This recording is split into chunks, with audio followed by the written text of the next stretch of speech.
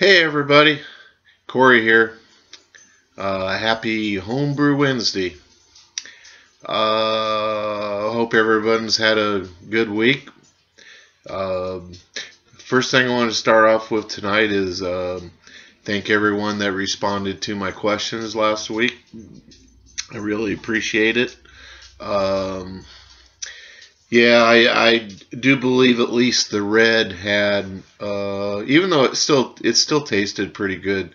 Um, it had a little bit of oxidation in it, um, but and that's gone now. We drank. I gave my nephew, who's a big craft brew drinker and buyer and everything else, and wants really bad to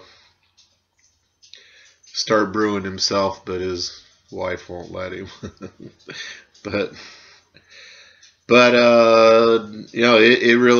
it really did turn out pretty good. And what I was surprised about is on Saturday I took the wheat beer out and was really surprised at how much. I mean, there weren't any off flavors in it at all. In fact, my that's gone now too. My dad drank two of them, and my son drank two. They both thought it tasted good, and I did too. So that I was happy to have them finally come around. It's just something it just takes a little bit of time. But however it got there, the Irish Red did have a little bit of oxidation in it. So, but this last weekend, one thing I did is I bottled my 1 gallon all grain IPA that I did, and I got 7 bottles out of it. It was a little bit short. Normally you would get about 8 bottles out of a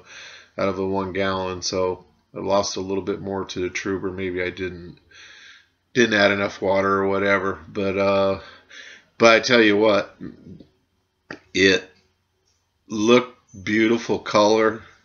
It smelled awesome, and it tasted pretty good too already. Just with a little bit I tasted while I was bottling it there. I took a couple spoonfuls of it. That's going to be a good beer, I think. And it already tastes good. It already smells really good. It's all them freaking hops, So I'm really looking forward to that. So. What else? Something else that I got some responses for last week I really appreciated was talking about brewery names and labels, and thanks to Kevin Clements out there, he told me there already was a Hilltop Brewery. So I think what I'm going to go with, and I forget right now who it was, but it might have been Cheshire Home Brewing. David, maybe, that said, Canesville Carver. But what I think I'm going to go with is Canesville Brewing. And why Canesville, where that comes from is before our town was called Council Bluffs. Before Omaha was Omaha practically. Canesville. It was known as Canesville, Council Bluffs was, and it was a little rough and tumble little place, and later was renamed Council Bluffs. So I think I'm going with Canesville Brewery, and how I figured to work my carving into it is I think on labels, I'll feature some of my carvings there as I do new ones. I do a lot of Western carvings and stuff like that, so I think that'd be doing a sepia tone and putting some of them rotten ass looking faces that I carve will work out pretty cool. So anyway, I think that's what I'm going to go with. So from here on out, I'm Canesville Brewing. So what else? I got picked up off eBay a couple little Sam Adams taster glasses. I'm a big Sam Adams fan, and my brother-in-law works for a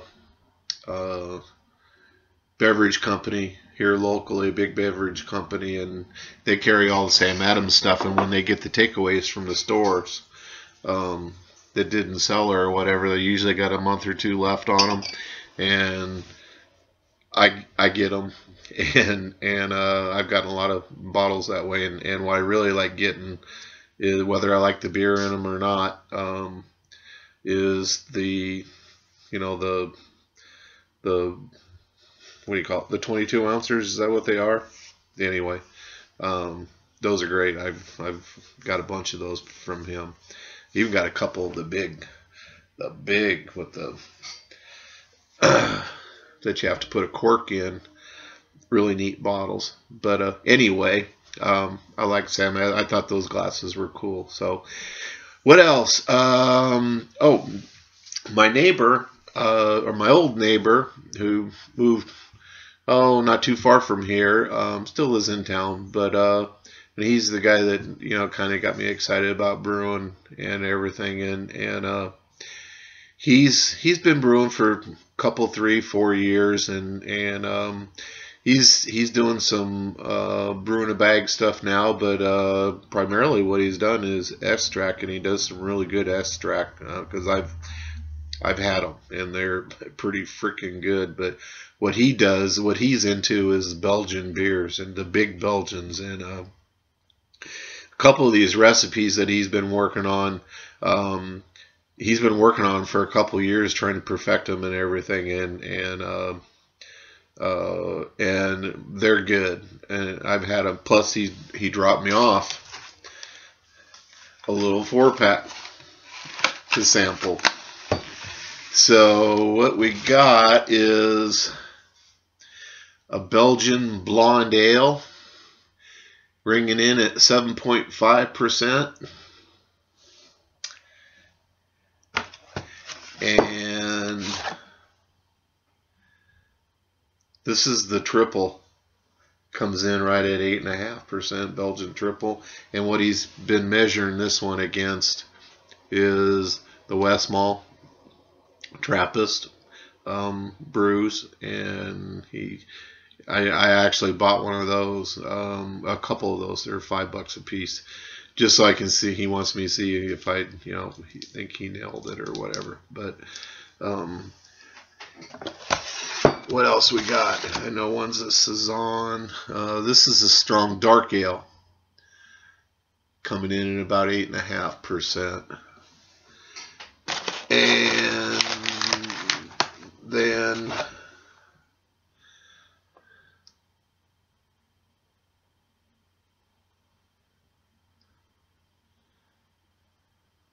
French something Gourdet. I don't know what the hell that is. It's got wild yeast written on here. I was reading it, and I thought I got to think that's like a Saison. I thought it was a Saison.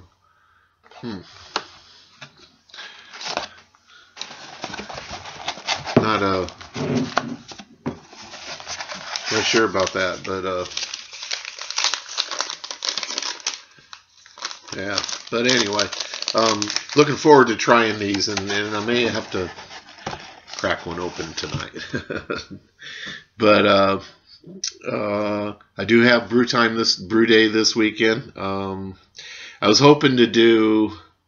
I need to do them the next 2 weekends anyway, but not this weekend, but the next, because that grain's already milled. But I was going to do my first brew in a bag, but I can't do it because I don't have anything to put in the pot to hold the bag up off from keeping it from being burnt and scorched and all that. And I got a 13.5 inch. I think it's just a little cooling rack, a baker's cooling rack that's 13.5 inches. And the pot's like 14 inches, so that should work perfectly. But it's not going to be here till Monday. Fucking thing. But so instead, I'm going to do my first 5-gallon batch, which is the honey porter extract kit that came with my Northern Brewer starter set that my son got me for Christmas. So I've been wanting to get that one done anyway. So I know I'm gonna have a couple. I want to just start lining them up and you know, having a number of brews. I want to be brewing, if not every weekend, every other weekend for a little while here, especially with coming into nice weather. I want to bank some beer. I got a closet that's downstairs that's, you know, underneath the ground, and it's the block wall, and it's you know, 60 degrees in there year round, and that's where I'm going to keep my beer. So anyway, and so for that reason, I think I'm going to need at least one more fermenter. I think I'm just going to get a, you know, a plastic bucket, you know.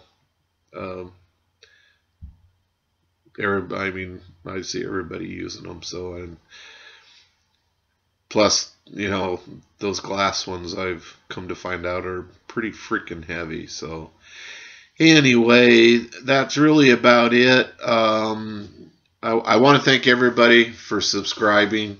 I've got right at 75 now. I really appreciate it. All your comments and your likes, and very much appreciated.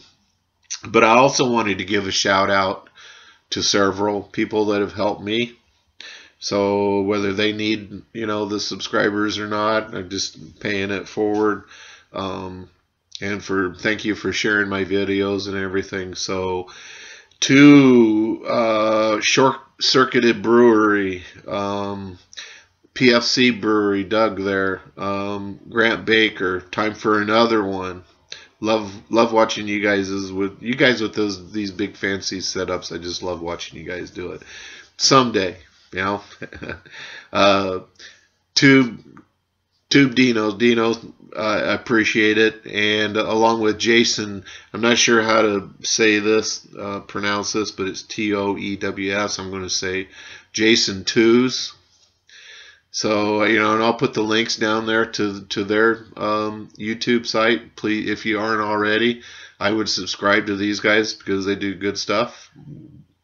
So anyway, appreciate everybody. Cheers. Happy Homebrew Wednesday. See you next week. Make some smoke.